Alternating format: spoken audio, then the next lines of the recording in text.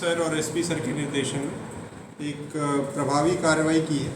इसमें जो गरीब तबके के लोग हैं उनको लोन दिलाने का झूठा आश्वासन देकर एक व्यक्ति जिसका नाम रवि कुमार है उसने धोखाधड़ी करी। उसका साथ सोनू ने दिया।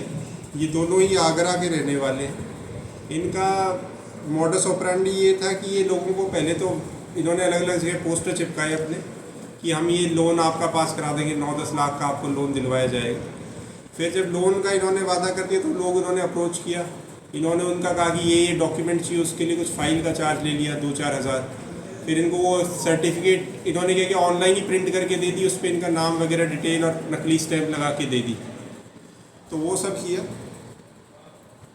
तो एक तो वो कार्रवाई करके इन्होंने उनको विश्वास दिलाया कि ऐसा होता है। फिर इन्होंने ई मित्र वगैरह इधर भी इन्होंने बात करके जब लोगों ने पूछा कि ये प्रोसेस होता है कि ये डॉक्यूमेंट चाहिए, तो इस व्यक्ति को ये पता था कि इस लोन के लिए ये डॉक्यूमेंट्स चाहिए होते हैं। तो उससे लोगों को और विश्वास आ गया कि इसका तरीका सही है ये कार्रवाई करने का। तो इसमें इसने लोगों से फिर बैंक में अकाउंट खुलवाए और 50-50 हज़ार के आसपास उन बैंकों में डलवाए।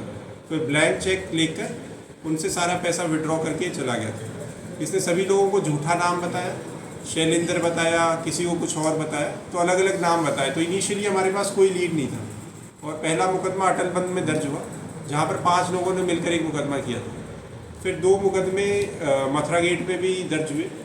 तो कुल 10-15 लोगों के साथ ठगी का हमारे सामने खबर आई। तो उस पर फिर सारी फाइल्स हरगोपाल जी को दी गई। तो हरगोपाल एएसआई जो मथुरा गेट पर अभी हैं, इन्होंने बहुत बढ़िया कार्रवाई की। उसका सारा डिजिटल रिकॉर्ड और आसपास पूछताछ से भी जो अपना नेटवर्क डेवलप करके इसके बारे में सारी जानकारी ली। जहाँ जहाँ सीसीटीवी में उसकी फुटेज आई तो वहाँ से उसकी पहचान की। फिर जब हमने उसका फ़ोन रिकॉर्ड्स इन सबको चेक किया और सारी चीज़ें खंगाल कर इन्होंने उस बंदे को आइडेंटिफाई कर लिया। देन इन्होंने और अच्छा किया कि वहाँ पर फिर जाकर आगरा में भी हमने पहले ई मित्र जहाँ पर कुछ पैसे डलवाए गए थे उसको पकड़ के लाए। फिर पता लगा उस ई मित्र का कोई डायरेक्ट रोल नहीं था, इसने जस्ट उसके खाते में डलवाए थे।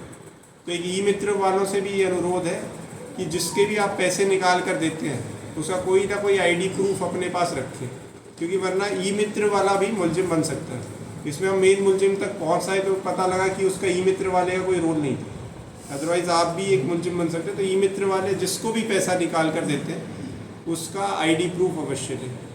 फिर पता लगा उस ई मित्र का नहीं है, देन आसपास के लोगों से पता किया। फिर हमारे पास उसका कुछ मोबाइल रिकॉर्ड आया, उन सब से हमने पता करके मेन मुलजिम तक पहुँचे। उसको मैनपुरी से गिरफ़्तार किया, साथ ही उसके साथी को कानपुर से गिरफ़्तार किया। तो इस तरीके से ओवरऑल बहुत बढ़िया कार्रवाई की गई है। तो